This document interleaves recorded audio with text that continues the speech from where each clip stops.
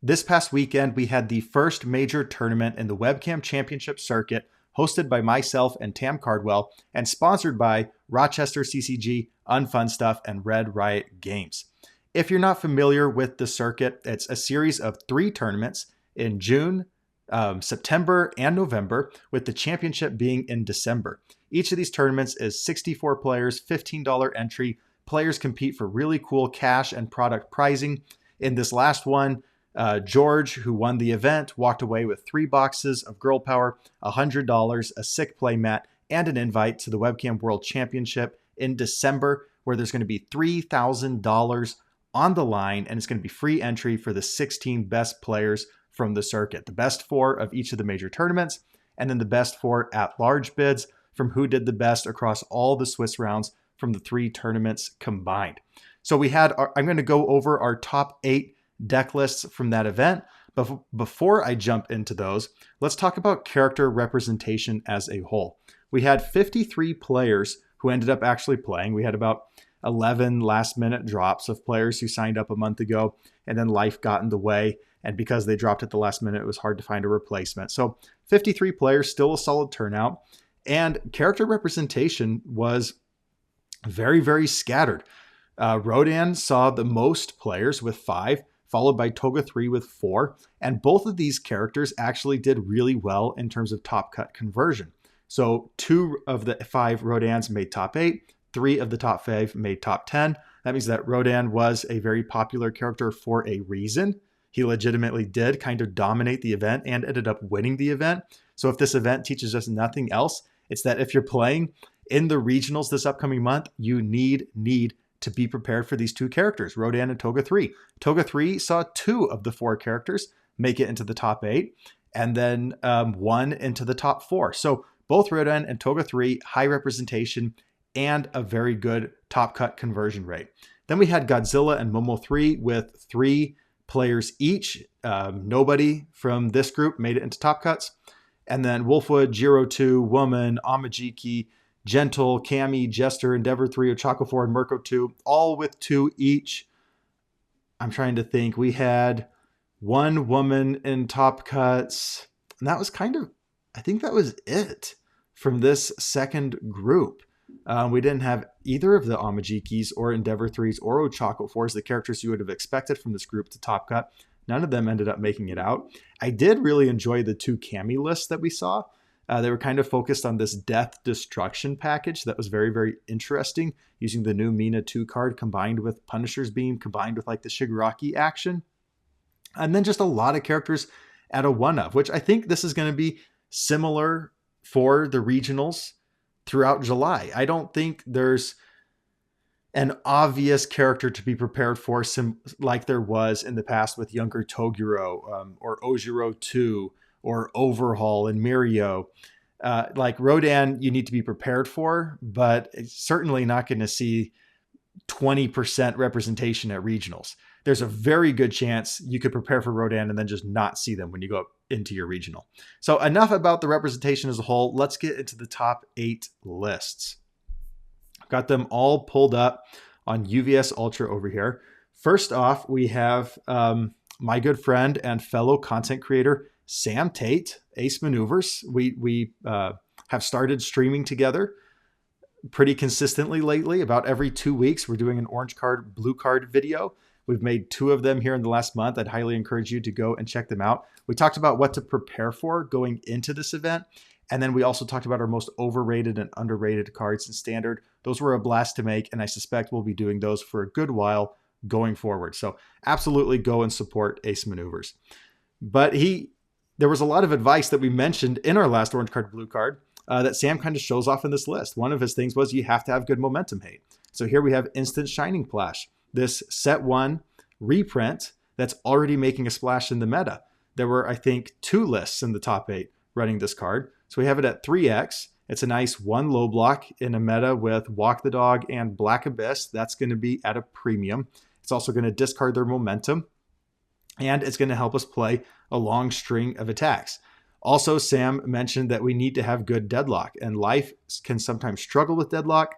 And so Sam is packing 3 with Out of Vision, Your rival's next check this turn gets -1, can be used defensively, can be used offensively. Other than that, I haven't played a lot of Jiro 2, so I'm going to be a little lost if I try and talk about the nuances. I can see that the attack package is kind of revolving around Jiro 2's kit, which makes sense. I won't back down. Tasty Riff, I am a hero too. And then we have this instant Shining Flash, Momentum Hate, low block, makes sense. And Spirit Gun Mega, a 0 high block, which, by the way, just a 1 low block and a 0 high block combined with number 10 Pro Hero and Syndicate target is a huge strength of the life symbol right now. Just having very, very good off-zone blocks. But Spirit Gun Mega is going to allow us to discard a card and then like add a Tasty Riff to our hand. Then we can play the Tasty Riff and draw and get more counters. I like having cards like Breaking the Cuffs at a 1x, so we can build it with Tasty Riff and then destroy it and discard a card to get +3/+3. You know, a really nice way to get stats here. Also, Tasty Riff has this Deadlock Powerful 7 that can come up big sometimes. Other than that, I'm not seeing too much special here. Like Spirit Gun Mega is a 2-check, and I respect that Sam said, hey, we're already playing 4 Tasty Riffs. We're already playing 4 2-checks. Might as well just make it 6 2-checks and throw in the Spirit Gun Mega. I think Sam was telling me during deck checks that a big part of the reason Spirit Gun Mega is here is because the night before he realized he did not have UA High to add Tasty Riff to hand. And so Spirit Gun Mega was like the UA High replacement. I can't remember exactly, though, all the details of that conversation. So maybe Spirit Gun Mega would have been here anyway, even with UA High. But other than that, we just have a solid life foundations. I like seeing Size Specialist find play here, adding this card to your hand to block with so that you always have cards to block. And then you can use these like 0 low and 1 high and then just build them into your stage after you block with them. Or you could even build in like a new training method and then respond and build in something extra. There could be some cool synergies there. But yeah, solid life, defensive foundations with Dance Routine and Soulful Rendition added in because we are Jiro 2. So moving on to 7th place, we have Cameron Caldwell with a Void Punch Woman list.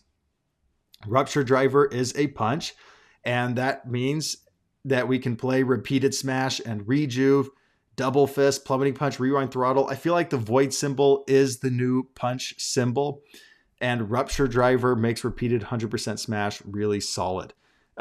Again, Deadlock was at a premium this event, so 4x Plummeting Punches, and we have 4x More Power, which has this Deadlock Enhance flip for +5 speed or +5 damage. That's going to really, both of these are going to really allow us ways to break down walls.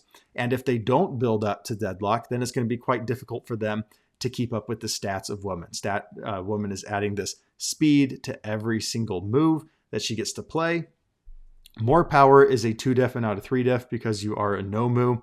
Supersonic Flight, if you remove, you can get +1/+2 like on a poke, and now you get to draw a card. That's really solid. That's one of the big benefits of going with the Void symbol for Woman. The other benefit of the Void symbol is Combined Firepower.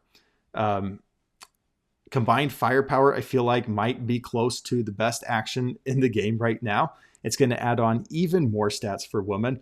Basically, when Woman hits you, she's going to be hitting you for 10+ damage, and it's going to really hurt. Also, you have this mid block that you can play with Incubating if you remove it there on defense, and then you can block with it, and that kind of helps compensate for your 5 hand size problems because Woman does get to play a sneaky strong level of defense from the -3 speed and draw a card on face, and from getting access to like Rifle Arm and Incubating here. So this is 7th place, Cameron Caldwell. Congratulations. Moving on to 6th place, we have my brother, Patrick. I have played against this list probably 20+ times.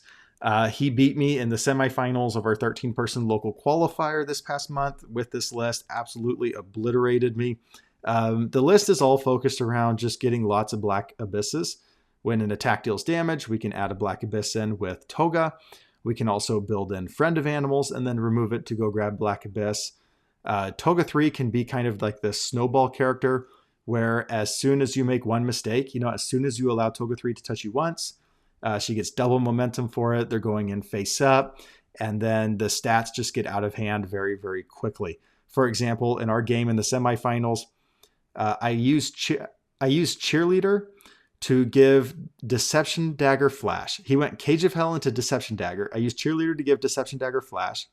And then I had to check a 5 to block with my Breaker 3 block, the secret rare Big Fist Bash. I was playing Water Kurama. And so I play it and I check a 3. Had I checked a 5, Toga 3 would have gotten 0 momentum. I would have said Breaker 3. It would have been a turn ender. I would have been able to take control of the game. Because I checked a 3, Toga 3 got Deception Dagger into their momentum, got another momentum, and got to play another attack because they weren't breakered, and that also dealt damage. So because I checked a 3, I was at less than half health after that turn, and Toga 3 had 3 momentum and total control of the game. Had I checked a 5, I would have had control of the game, and I would have had breaker. You know, that's just kind of the way the Toga 3 is. Once something goes wrong in your game, she's fully able to capitalize on that, and then the stats just snowball out of control very, very quickly. There's all sorts of ways to cheat Black Abyss into your momentum. Toga 3 also has solid deadlock, so if you do build up this wall, because that's one of the issues, is this stun 1 doesn't become as potent once you build up to like 11 plus foundations. But Def Maneuvers Deadlock is going to help us break down that wall. This is now 3-for-3 decks that we've seen running some sort of very serious deadlock threat in their main board. You just can't leave home without it right now, especially if you're going into a meta where there's going to be like 5 defensive Rodans. Yeah, and that's pretty much it for the Chaos list. Oh, Chivalrous Thief is a really neat card here. So Momentum Hate is at a premium. We've already seen that with Instant Shining Flash and Sam Tate's list. But you know, if you're facing other Toga 3s, Godzillas, Amajikis, you need a way to keep them off momentum. And so because we're a villain, we can say discard a momentum, discard 2 rival momentum. Your next slam or taunt attack is +2/+2. That second sentence does not matter. It's simply that you can discard a momentum and then discard 2 rival momentum. And Deception Dagger has a printed speed of 2, which means you can commit and always add it from your card pool to your momentum. So really, really powerful card in Toga 3. In fact, Chivalrous Thief is like one of the best reasons right now to play Toga 3. This is really going to help you in those momentum character matchups. Not too much else to talk about here. I know Tam was kind of driven crazy on stream by 4X Cage of Hell. If you talk to Patrick, I've tried to tell Patrick you should put in Twirling Needle or Vast Hybrid Chimera Kraken, but Patrick is convinced that Cage of Hell is the engine of this deck. Nobody wants to block. If you play this as your first move, nobody wants to block it. Nobody wants to block the little puny move when they know the big move is coming next because you just got to add +3/+2 to it. If you do block it, you just wasted your low block on the worst thing that you could have possibly blocked. If you don't block it, Toga 3 gets to get momentum.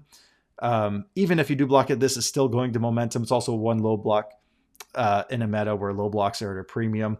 It's Breaker 1 low block. So if you talk to Patrick, he'll say this is like one of the engines of the deck. But Tam was wanting to replace this the whole stream. Okay, 5th place, we have Gavin Kale on all Rodan. So the other 4 Rodans in the event were on the Void symbol. Here we are on the all symbol.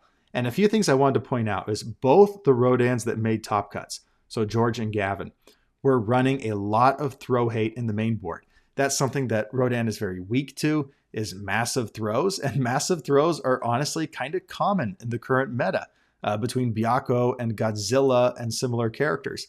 And so 4Xing Redguard, very, very smart choice. We saw George 4Xing Dimensional Sphere and 2Xing, Blue Flame Surge. So both of these Rodan lists being pretty heavy on throw hate, which makes a lot of sense and I think is the correct answer. In terms of the attack lineup, we got 80% power. We can selectively destroy something, give it +2/+2. That's just solid stats. Turbo Speed Dash to draw, Lizard Tail Splitter, we're stuffing their card pool. True 100% Unleashed is like our kill card. And then Hate Fish was the coolest attack in the deck. And in the one match that I got to watch in Top Cuts, seemed like the best attack in the deck. Because what would happen is Gavin would destroy Supersonic Flight, give it 3 speed, 2 damage, and then remove Supersonic Flight with Rodan, and use Hate Fish to give it 8 speed now. And basically this Hate Fish would always become this 11 speed, 11 damage move. Just seemed to consistently be the best attack in the deck. Really, really cool application of a neat Yu Yu Hakusho reprint. Prone to Dry Eyes is being 4x'd here as the kill condition. Discarding our hand to give damage to everything. We've got to see it. Supersonic Flight is also adding on 5 stats and then getting to remove with Rodan for the 4 speed. So these are both being 4x'd. In a deck that's 70 cards, we are running 8 3-diffs. We're being very aggressive on them for a reason. We've got to see the Prone to Dry Ice to consistently kill our rival. Other than that, a lot of defense here. We have speed resets like Defending Pageant Queen, Fashion Icon, damage control foundations like Always Cool, Exhausted Exclamation, or Evade and Copy, one of the best defensive abilities in the game right now. And in the sideboard, I thought it was pretty neat, Eraserhead 2. If you recall, Gavin actually, I think to my knowledge, is the only player to top cut a major event with Eraserhead 2, ended up taking 2nd place. I think it was the Season 1 webcam regional last year where he got 2nd place with all Eraserhead. And here we see him doing it with all Rodan. Okay, coming up in 4th place, we have Barlow on Pony. And we've seen Barlow top cut a lot of events already, mostly with Amajiki. I believe he top cut Nationals and top cut Vegas, both with Amajiki. Here we're doing it on Pony, and the attack lineup looks really similar to an attack lineup I would run in Endeavor 3, for example. Falling Sky, Battle Aura Release, Electric Moth, Tetra Terror, Titan Cliff, Gigantification Swing. This is just a very generically strong Earth attack package. So I want to talk about the attacks that are a little different here. And that's Horndash Hammer and Spirit Slash. Now, Horndash Hammer is a very Pony-specific card.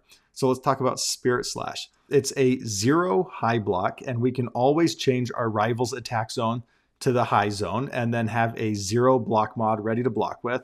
And then we can clear this with Pony on offense or on defense. And when we clear it, we get to build the top card of our deck face down, ready in our stage.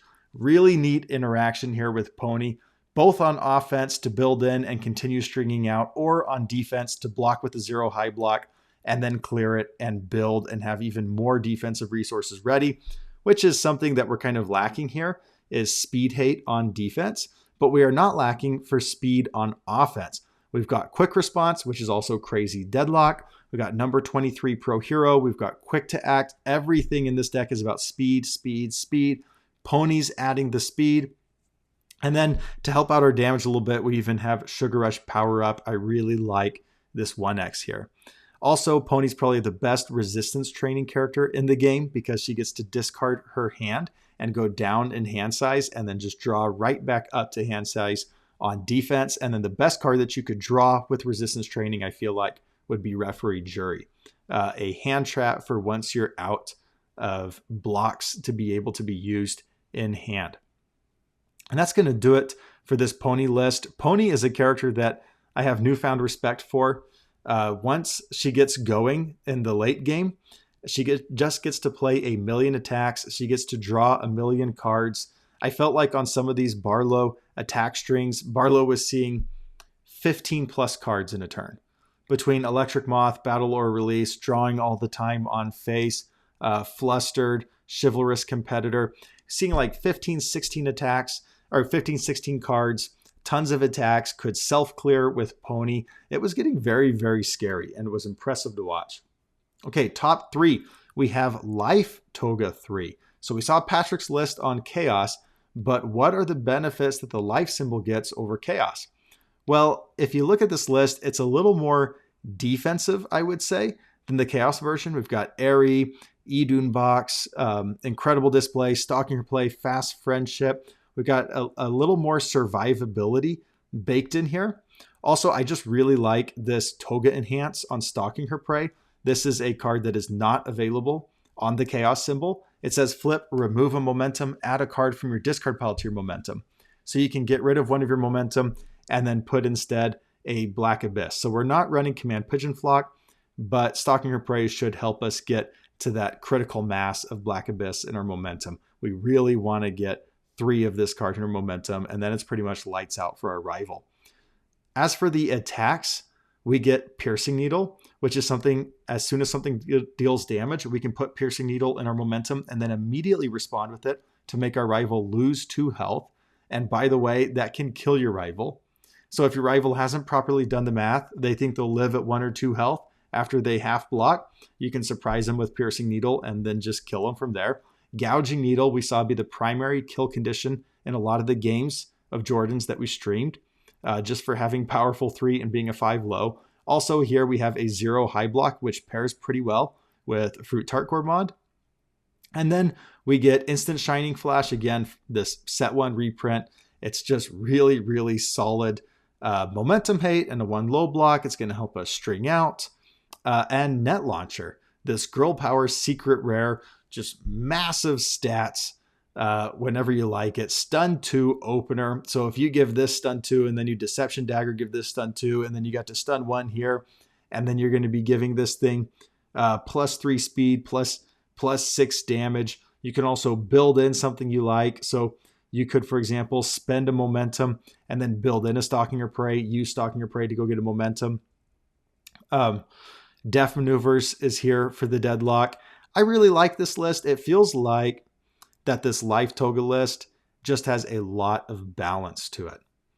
And then our runner-up in the event was Earth Byakko, and I was very impressed by this list the more and more I watched it on stream. I have not played against a lot of Byakkos, and I have not played Byakko a lot. I've played a fair amount, not nothing, and I have a few teammates that have done very well on Byakko. TC topped the Wish tournament. I think Kyle topped the Wish tournament too with Byakko, both of them. And I've played with TC and Kyle some against their Byakkos, but I'm not like intimately familiar with this character. But I was impressed that Jacob was playing like Falling Skies, but wasn't selling out for all highs. Was playing some throws, but wasn't selling out for all throws. Was playing some draw, but wasn't just selling out for it. Like, it felt like a really diverse attack package that kept your rival guessing. Double overhead hammer fist. Seeing games end on this attack was a lot of fun. Just as soon as someone was flipped out, he could use Byakko to stack his deck with the hammer fist and then Battle Aura Release or something, or Chivalrous Competitor to draw the hammer fist, and then it was just game over. We saw that a lot. So there's no reason really to run more than 2 copies of this, because you can always stack it with Byakko when they don't have any more foundations that they can flip. Butte Basher was putting in a lot. Butte Basher and Dragon Strike were putting in a lot of work to very quickly flip the rival stage. I was impressed by those. Canister Creation is going to help us consistently get our 5 diffs in stage, like massive size. Thunderous Roar always feels unfair when you get to commit it for like 10 speed on some massive like Falling Skies that you're shipping at them. Again, Falling Skies, Jacob's only running 2. During our deck check, he mentioned that he originally had it at 4, and then when he was building the deck, he realized that he had like loaned out 2 Falling Skies to a friend, didn't have time to go get them, so he quickly took it to a 2. I'm not sure what his sub in was for that, but it didn't hinder him too much. And Byakko kind of helps that, because Byakko gets to stack your deck and then draw. So if you need your Falling Skies, you can always go just draw it. Let me see other things here. Toughest Punk. You know, Byakko's not doing a lot of blocking. He's doing a lot of damage reduction between Toughest Punk and Referee Jury. One of the coolest lines of play I was seeing was like chaining Referee Juries. You would Byakko to stack your deck with a Referee Jury, and then you'd use a Referee Jury, and then when you took damage, you draw your other Referee Jury and then use that one. That was neat to watch. Tutoring Kirishima to also help this flip game plan. This is Jacob's list. Congratulations on getting 2nd place. And now we come to our champion and my Let's Talk UVS teammate, George, and reigning national champion, and made top cuts at Vegas. So George has just been on an absolute tear recently, proving that he is one of the best players in the game. And this attack package is crazy. Like, we are not playing a single ultra rare beyond Blue Flame Surge and Tri-Gravity Beam, And Try Gravity Beam is kind of a fake ultra rare because you just buy it in the Ghidorah Challenger deck. So this is like almost a budget list.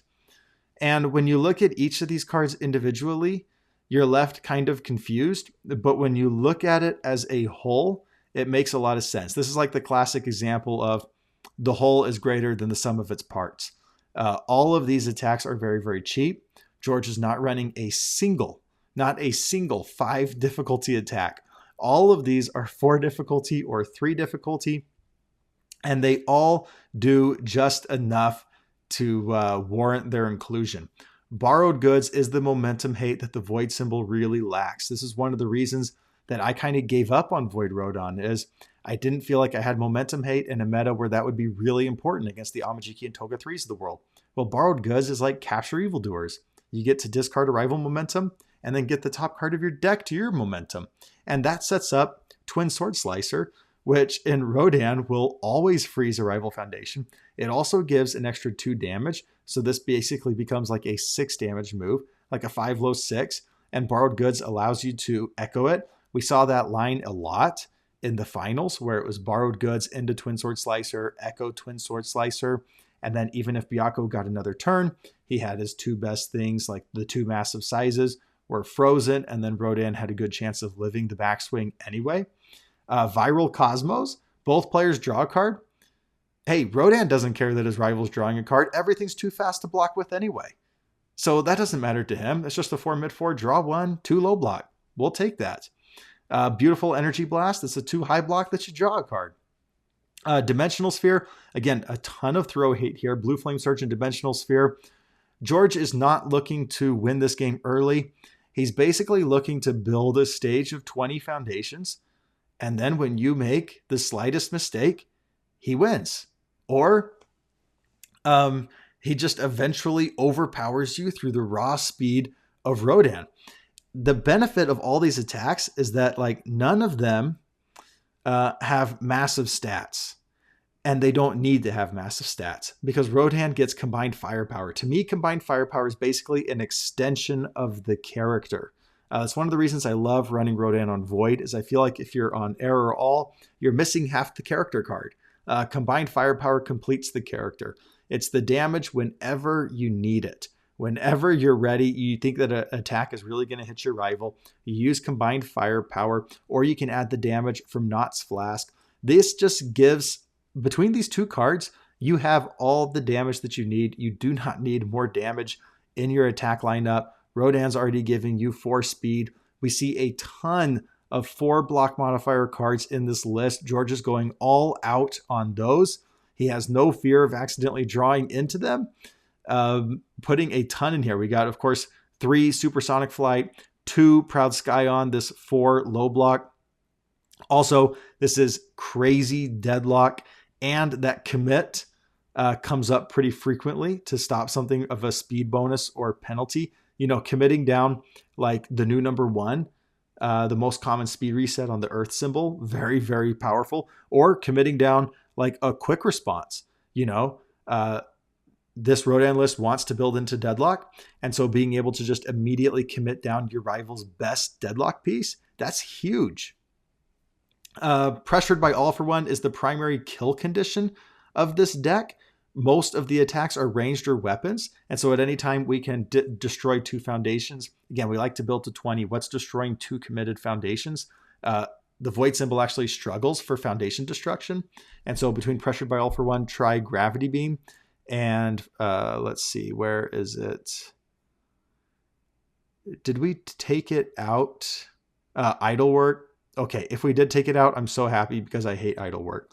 And making it to where it's just Pressured by All for One and Try Gravity Beam, I like that much, much more. Try Gravity Beam is being run at a 4x here. Deadlock, Stun 3, remove something from your rival's hand. We saw this come up big where he got to remove a Referee Jury from Byakko's hand.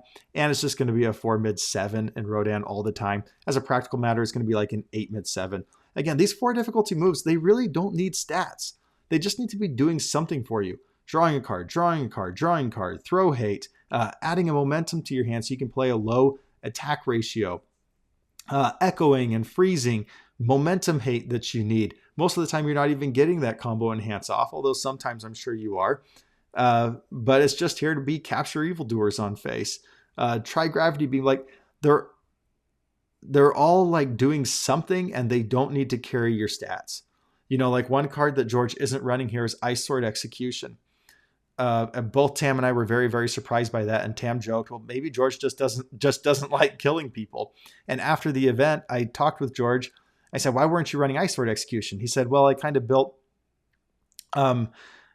this list the night before and I didn't really think about it. I probably should have. And so he added it back in. And then after team testing tonight, he said, yeah, I didn't really like it. You know, in theory, it should be good, but in practice, I just wasn't liking it. So, you know, keeping this all just cheap attacks might just be the way to go. Let's see. Was there anything else I wanted to talk about? Noble participation, going out to fight some villains, high end. You can see just how much George really committed to things with 4 block mods. And then Knott's Flask, you can mill and choose the top card of your deck. Basically, George is always going to have a 4 block mod on top of his deck with Rodan. And that means plus or minus 4 speed. And that's crazy. Eraserhead 2 used to be the best speed manipulation character in the game, giving plus or minus 2. And here with Rodan, you get to give plus or minus 4. And then everything is about defense in this foundation list. Everything is about defense. You don't need more offense beyond Pressured by All for One and Combined Firepower. You don't need more offense. That's what's crazy about this list. I just got a notification by my computer that I need to stop recording here in just a bit.